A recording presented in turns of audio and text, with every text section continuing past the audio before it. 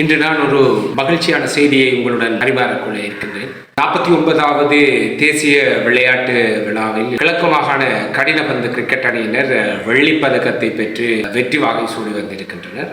சந்தோஷகரமான செய்தி, மகிழ்ச்சியான செய்தி கிழக்கு மாகாணத்தில் இருக்கும் எங்களுடைய கடினபந்து கிரிக்கெட் அணி. இதேவேளை எனக்கு இன்னும் ஒரு கவலையான விடயம் இது சம்பந்தமாக இருக்கின்றது என்னவென்றால், இந்த வீரர்களுக்கான உரிய மரியாதை வழங்கப்படவில்லை, அவர்களை கௌரவிக்கப்படவில்லை, அவர்கள் வந்து இறங்கியவுடன் அவர்களுக்கான கௌரவிப்பு வழங்கப்படவில்லை என்பதே எனது முதலாவது ஒரு கவலைக்குரிய விடயமாக இருக்கின்றது. இதேபோல் 3வது இடத்தை வடமாகாண அணியினர் பெற்றிருந்தனர். உண்மையில் அந்த வடமாகாண அணியினரை கிளிநொச்சியில் இருந்து அவர்கள் வரவேற்று அழைத்து சென்றிருக்கின்றார்கள் என்கின்ற செய்தியை முகநூல்கள் வாயிலாகவும் இணையதளங்கள் வாயிலாகவும் செய்தித்தளங்கள் வாயிலாகவும் பார்த்திருந்தேன். ஏன் அதுவும் குறிப்பாக மட்டக்களப்பு மாவட்டத்தில் இந்த விளையாட்டு சம்பந்தமான விடயங்களை பதிவேற்றம் செய்வதற்கும் அதை வெளிப்படுத்துவதற்கும் அந்த தன்மையை கொண்டு வருவதற்கும் இந்த ஊடகங்கள் பின்னிற்கின்றன என்பதை என்னால் உணர முடியாமல் தான் இருக்கின்றது. எத்தனையோ வீரர்கள் தேசிய மட்டத்துக்கு போய் வெளிநாடுகளில் போய் பல சாதனைகளை படைத்து இங்கே வந்திருக்கின்றார்கள்.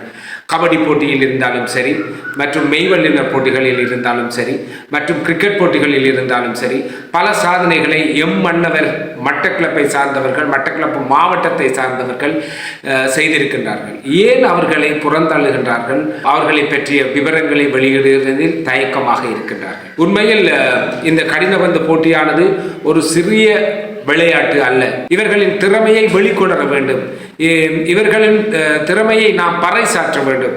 அப்பொழுதுதான் அவர்கள் தேசிய மட்டத்துக்கு செல்வதற்கான சாத்தியக்கூறுகள் தென்படுகிறது. நீங்கள் கேட்கலாம், என்ன தேசிய அணிக்கு யாராவது ஒருவர் போயிருக்கிறாரா என்று நீங்கள் கேட்கலாம். நான் இல்லை என்று சொல்லவில்லை.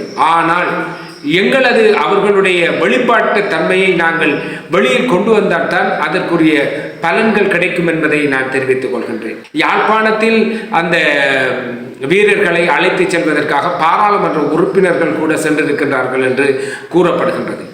அப்பொழுது ஏன் மட்டக்களப்பு மாவட்டத்தில் அந்த வீரர்கள் இந்த கிழக்கு மாகாணத்தை பிரதிநிதித்துவப்படுத்தி அதுவும் 2ஆம் இடத்தை பெற்று அவர்கள் வெள்ளிப்பதக்கத்துடன் வரும் பொழுது ஏன் அவர்களை கௌரவிக்கப்படவில்லை, அவர்களை ஒரு உற்சாகப்படுத்தவில்லை என்பதுதான் எனது ஆதங்கமாக இருக்கின்றது. இந்த போட்டியில் கலந்து கொண்ட வீரர்கள் அவர்கள்தான் அவர்களது முகநூல்களில் தங்களது பெயர்களை போட்டு அவர்களே அவர்களுக்கு மகுடம் சூட்டிக் கொள்வதற்கான விடயங்களை செய்து கொண்டிருக்கின்றார்கள். பார்ப்பதற்கே கவலையாக இருக்கின்றது. இதை தயவு செய்து கருத்தில் கொள்ளுமாறு நான் கேட்டுக்கொள்கின்றேன்.